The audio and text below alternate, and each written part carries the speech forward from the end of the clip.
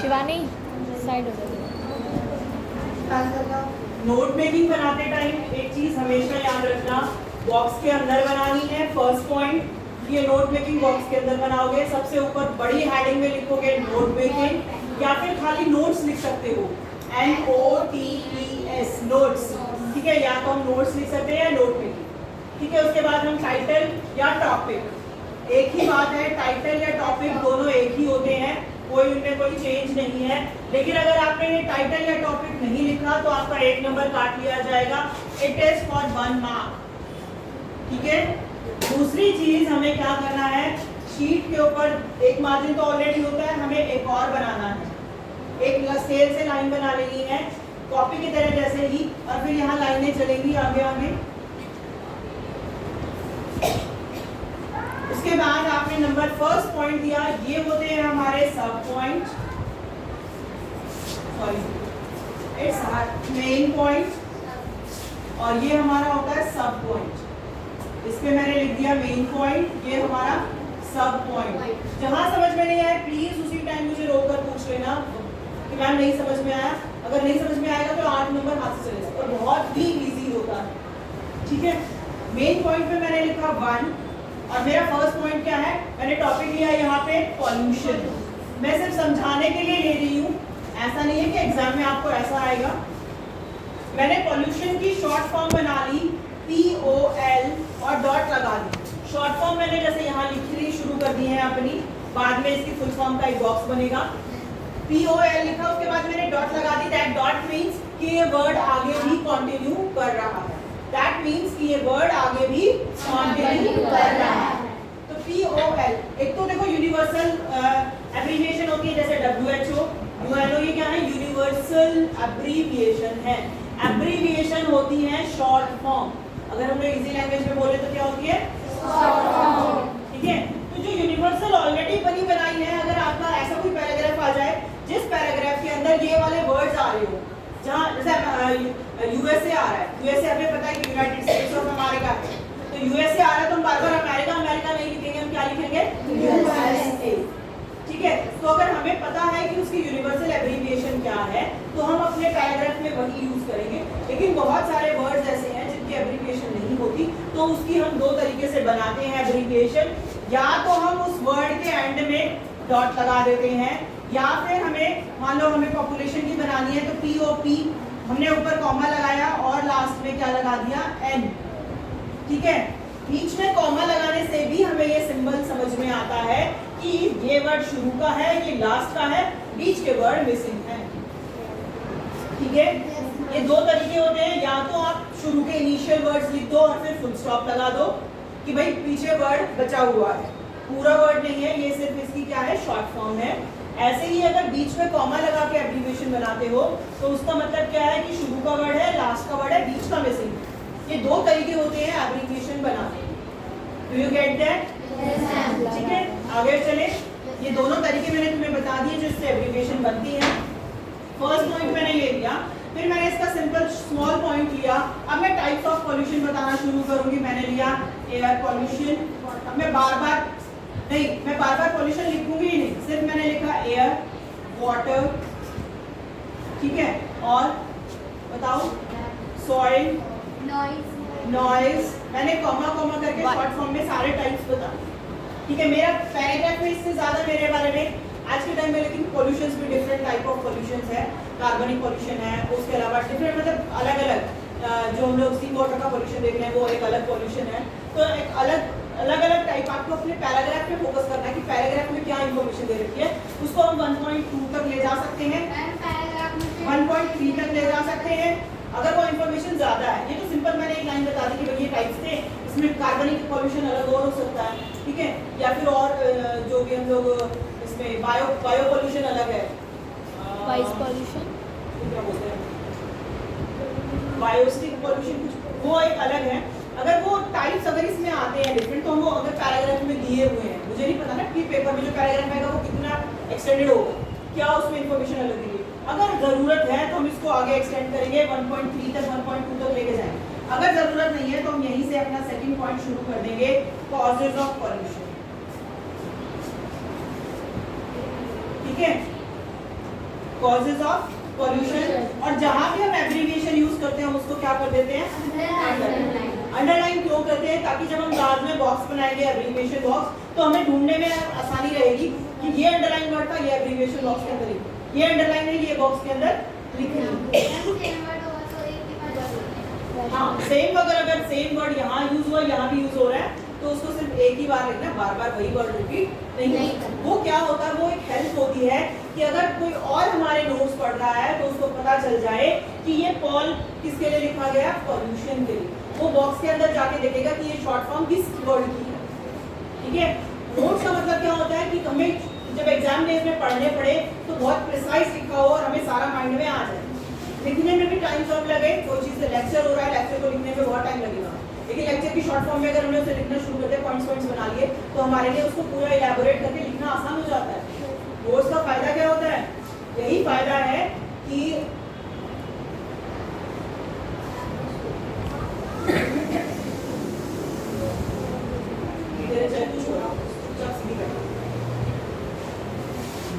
तो हमें ये मतलब हमारे नोट्स कोई और पढ़े या हम ही एग्जाम टाइम में पढ़े तो बस बिल्कुल एक प्रिसाइज में देखें कि हाँ इसमें ये था, और फिर बाद में हम उन्हें सेंटेंसेस में खुद ये इसलिए हुआ। ठीक है, कॉजेज ऑफ पॉल्यूशन में फिर मैं लेकर चलूंगी 2.1, 2.2, 2.3। वो मेरे पैराग्राफ के ऊपर डिपेंड करेगा कि कितने सब पॉइंट बनेंगे। तो हो सकता है कोई पैराग्राफ बड़ा हो, उसमें ज्यादा इन्फॉर्मेशन दे रखी हो तो वो 2.5 तक भी चला जाएगा, लेकिन अगर कोई पैराग्राफ छोटा है उसमें कम इन्फॉर्मेशन दे रखी है, कॉजेज कम ही बता रखे हैं, हमें सिर्फ पैराग्राफ पे जाना है। पैराग्राफ से बाहर हमें अपने आप से कुछ नहीं लिखना। अगर पैराग्राफ में तुम्हारे दे रखा है, जो पैसेज तुम्हारे पास आया, हमें उसको लेकर चलना है। हमें कितनी नॉलेज है हमें उसको कोई लेना देना नहीं है, जो पैराग्राफ में बोला हमें बस उसी के अकॉर्डिंग करना है। ठीक है, कॉजेज में मान लो मैंने फर्स्ट कॉज लिख दिया यहाँ के ऊपर, कॉजेज ऑफ पोल्यूशन क्या है, नहीं कॉजेज, कॉजेज मतलब कारण। एयर पोल्यूशन का कारण क्या है, व्हीकल्स, फैक्ट्रीज। ठीक है, मैंने फैक्ट्री की शॉर्ट फॉर्म बना दी और अंडरलाइन कर दी, फैक्ट्री। व्हीकल की शॉर्ट फॉर्म बना दी, फुल स्टॉप लगा के अंडरलाइन कर दिया। लेकिन कोशिश ये करना कि एक पॉइंट के अंदर सिर्फ एक ही एब्रीविएशन बनाओ, सारी एब्रीविएशन एक पॉइंट में नहीं। और मैक्सिमम सिर्फ 6 एब्रीविएशन पेपर में तुम्हें बनानी है, मतलब पूरी नोट मेकिंग में सिर्फ 6 एब्रीविएशन, 6 या 7, इससे ज्यादा यूज नहीं करना। और सबसे बड़ी बात, अगर हम ये जब पॉइंट लिख रहे हैं, इस पॉइंट में 6 या 7 वर्ड से ज्यादा वर्ड नहीं होने चाहिए, वरना वो तो सेंटेंस हो गया। हमें सेंटेंसेस नहीं लिखने, हमें सेंटेंसेस नहीं लिखने, हमें पॉइंट लिखने हैं, हमें फ्रेजेस लिखनी है। हम जो छोटी मोटी प्रीपोजिशंस का यूज करते हैं, इन, ऑफ, एट, ये हमें सेंटेंस में यहाँ पॉइंटों में लिखनी ही नहीं है, अगर हमारे 6-7 वर्ड से ज्यादा वर्ड हो रहे हो तो। लेकिन जैसे मैंने टाइप्स ऑफ लगा दिया, ये तो 3 ही वर्ड हो रहे थे, तो मैंने जो कोई फर्क नहीं पड़ता। लेकिन अगर आगे सेंटेंसेस क्या होंगे, जब हम पॉइंट इलैबोरेशन करेंगे तो वहाँ पे हो सकता है भाई सेंटेंस बड़े बड़े हो रहे हो, तो हम उसमें से क्या करते हैं, इन, ऑफ, एट, ये सब कुछ ग्रामेटिकल पोर्शन को हटा देते हैं, एन ये हटा देते हैं, ये नहीं लगाते हैं, एमआर को हटा देते हैं, ये एंड आर्टिकल्स का यूज नहीं करते हैं, प्रीपोजिशंस का यूज नहीं करते हैं, आप वर्ड्स का यूज नहीं करते हैं, सिंपल पॉइंट समझाने की कोशिश करते हैं और कुछ नहीं। यहाँ तक समझ आ गया? लास्ट में ऐसे ही आप आखिरी पैराग्राफ पे पहुंच जाएंगे। ज्यादा नहीं बनाने, 4 या 5 पॉइंट मेन बनेंगे और उन्हीं के सब पॉइंट भी बेटा 4.1, 4.2, 4.3 तक समराइज करने की कोशिश करें। ये नहीं कि लगे रहे 4.9, 4.10 तक पहुंच गए, मैक्सिमम 4.5, मतलब 5 सब पॉइंट से ज्यादा पॉइंट नहीं लिखना, 5 सब पॉइंट से ज्यादा नहीं लिखना। बेटा यहाँ से हाथ हटा, बैठे हो अटेंटिवली, ये समझ में आ गया? अब एब्रीविएशन बॉक्स के ऊपर चलते हैं।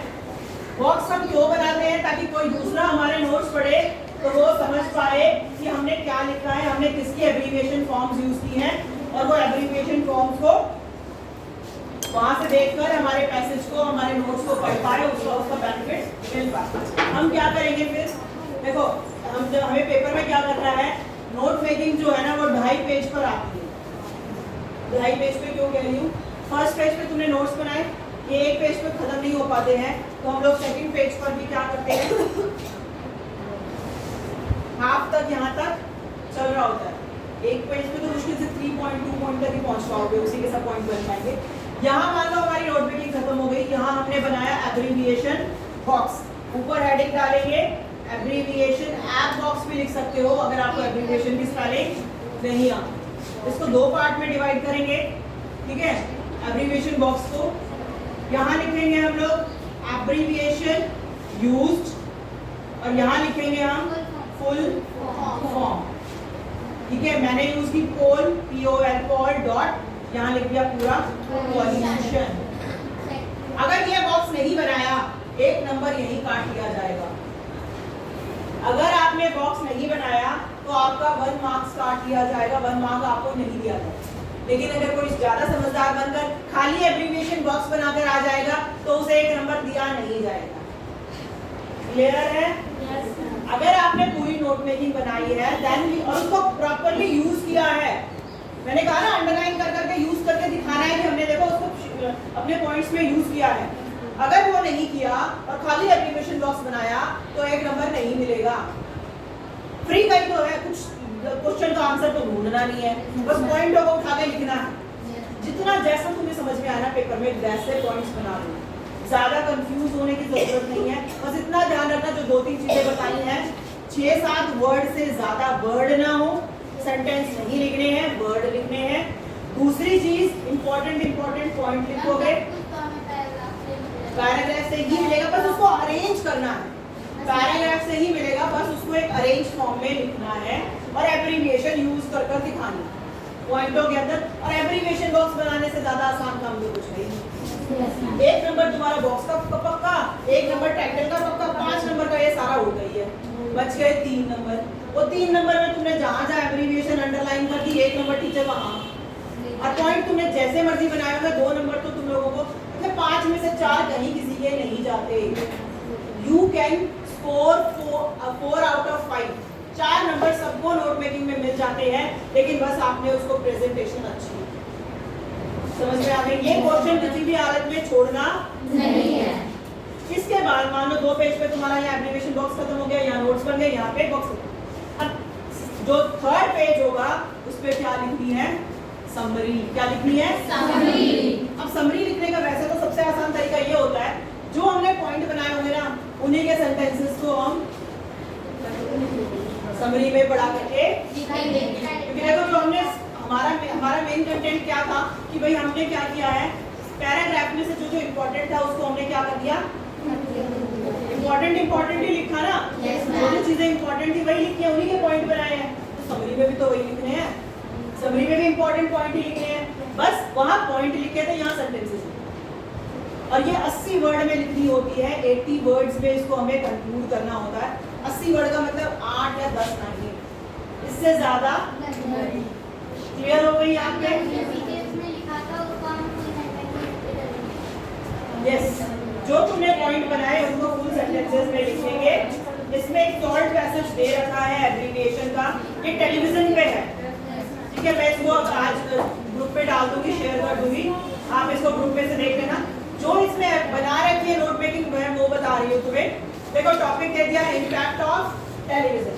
इम्पैक्ट का मतलब क्या होता है बताओ? इफेक्ट का मतलब क्या होता है? प्रभाव। लेकिन प्रभाव अच्छा और बुरा दोनों हो सकते हैं, है ना? प्रभाव तो अच्छा और बुरा दोनों हो सकते हैं, ठीक है। अफेक्ट क्या होता है? एक होता है वर्ड अफेक्ट और एक होता है इफेक्ट। क्या फर्क है?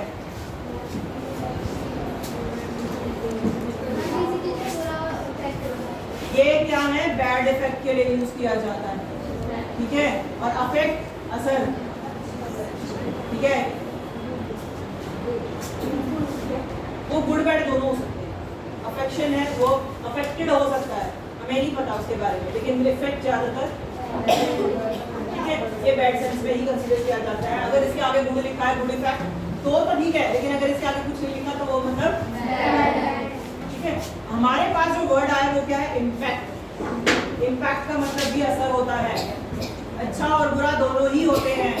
इम्पैक्ट का मतलब असर है, असर अच्छा बुरा दोनों हो सकते हैं, ठीक है। आगे कहता है नोट्स जो उसने बनाए, फर्स्ट पॉइंट उसने लिखा बेनिफिट्स ऑफ टीवी। टीवी एक तरह की टेलीविजन की क्या हो गई? Short form. हमें पता है यूनिवर्सलाइज है कि टीवी क्या है, शॉर्ट फॉर्म ऑफ, ठीक है, हमने अंडरलाइन कर दिया। इसका इसने सब पॉइंट बनाया 1.1 में लाइनें नहीं बना रही हूँ, मैं थोड़ा थोड़ा कैसे समझा रही हूँ। इसका उसने सब पॉइंट क्या बनाया, इंक्लूडिंग के लिए शॉर्ट फॉर्म यूज कर ली, including sorry increase our knowledge, knowledge के लिए NOW यूज कर लिया, अंडरलाइन कर दिया। ऑफ आउटसाइड के लिए OS करके यूज कर लिया, एब्रिविएशन वर्ड।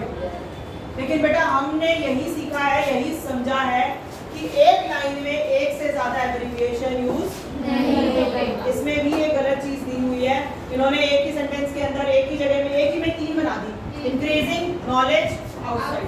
आपको पेपर में ऐसा नहीं करना, आपको एक पॉइंट में सिर्फ एक ही एब्रिविएशन बनाना, ठीक है। दूसरा इसने 1.2 में लिखा है high quality programme, high quality programme की शॉर्ट फॉर्म में बना रही हूँ, इसमें नहीं दी हुई, प्रोग्राम की मैंने बना दी, ठीक है। उसके बाद इसने एक और सब पॉइंट भी बनते हैं। मान लो अगर मैंने ऐसे लिख दिया 1.1.2, ये इसका सब पॉइंट बन रहा है, सॉरी 1.2.1, मतलब 1.2 तो ये था, इसका सब पॉइंट मैंने, लेकिन आप लोग ये पेपर में ये कबाड़े मत करना, सपोर्टिंग मटेरियल को देखकर बिल्कुल मत चलना, ऐसे बिल्कुल कॉपी। अब 1.3 बना लो, उसको कंफ्यूजिंग मत बनाना, सिंपल से दूर से देख के समझ में आ जाए कि कोई बच्चे ने बड़ा डिटेल पूछा होगा। इसको खिचड़ी नहीं बनाना 1.1 जैसे इसमें दे रखा है, आप मत बनाना।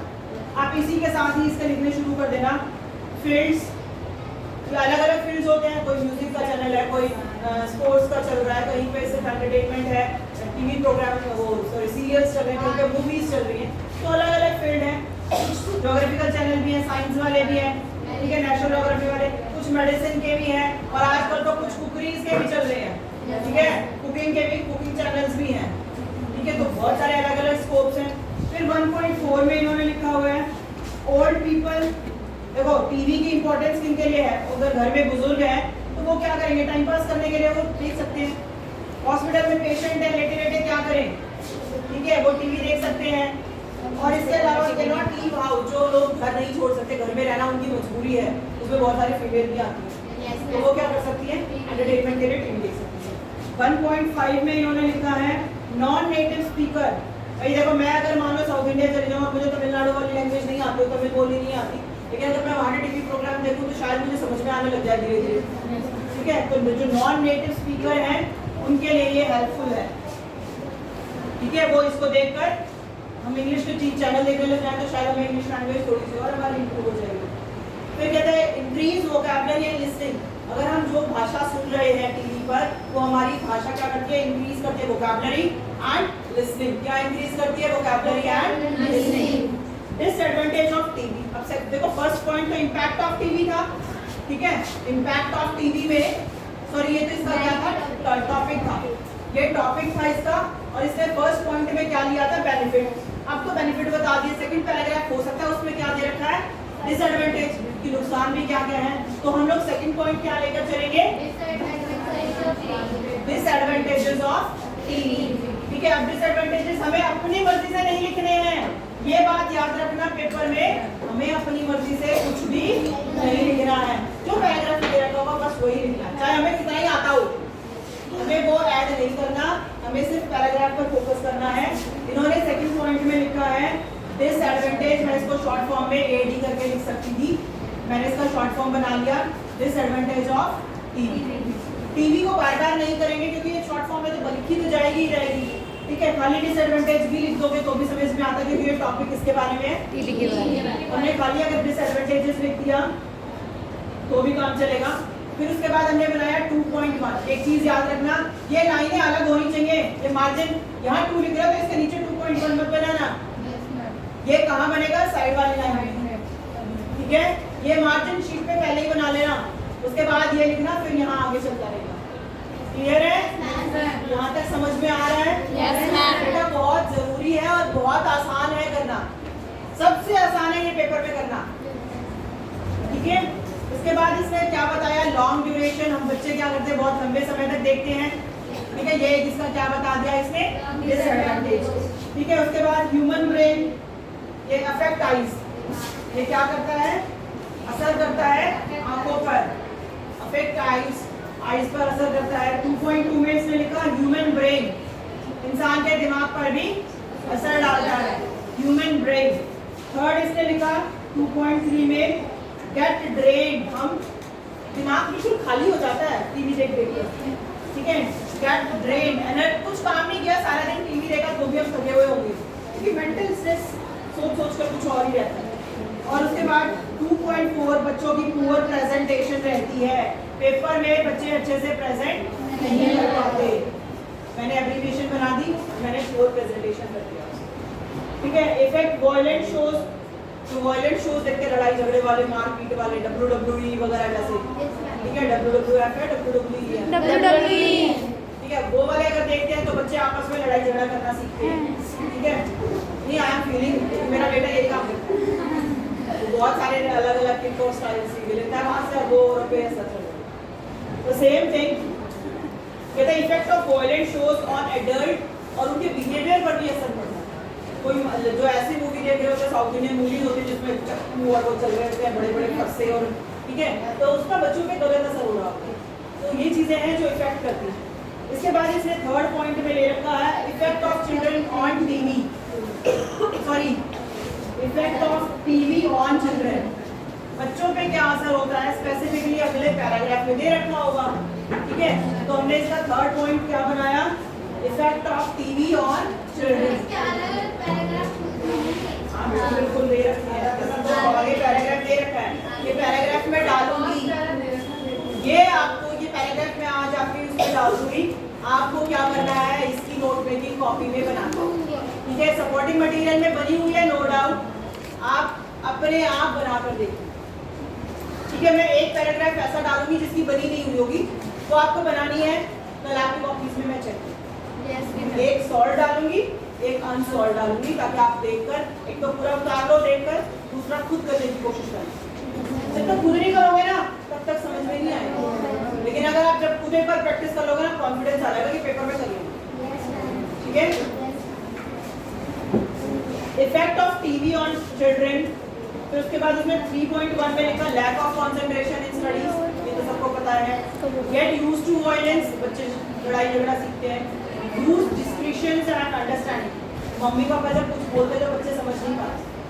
फिर अदर इफेक्ट और भी क्या असर है टीवी के, people become dissatisfied, real life और रियल लाइफ में डिफरेंस नहीं कर पाते। रियल लाइफ कौन सी होती है टीवी वाली, और रियल लाइफ कौन सी होती है जो जीवन हम जी रहे हैं। तो मेरे को इतने बड़े बड़े आलिशान दिख रहे हैं, 10-10 गाड़ियाँ खड़ी हैं, नौकर हैं, इतने हार गले में पहन रखे हैं, ऐसे ऐसी साड़ियाँ पहन रखी हैं, लेकिन वो क्या है सिर्फ रियल लाइफ है, एक्चुअल लाइफ नहीं है, ठीक है। वो सबको मिल नहीं सकती। अगर हम लोग सोचने लगे कि हम भी ऐसे बन जाएंगे तो पॉसिबल नहीं है, तो क्या होता है डिससैटिस्फैक्शन मिलता है, क्योंकि पास तो इतना सब कुछ और हमारे पास कुछ नहीं है। Unable to differentiate between real and real life, समझा दिया मैंने कि रियल लाइफ में और रियल लाइफ में हम लोग डिफरेंस नहीं कर पाते टीवी में रहकर। रियल लाइफ सीन्स बोरिंग, और लगता है अपनी लाइफ कितनी बोरिंग है, रियल लाइफ क्या बोरिंग है, रियल लाइफ फिल्मों की दुनिया में चले जाए, ठीक है, ख्याली दुनिया में पहुंच जाते हैं। इमिटेट एक्टर्स, एक्टर्स की नकल करते हैं, उसके जैसे बाल कटाने हैं, उसके जैसे कपड़े पहनने हैं, ठीक है।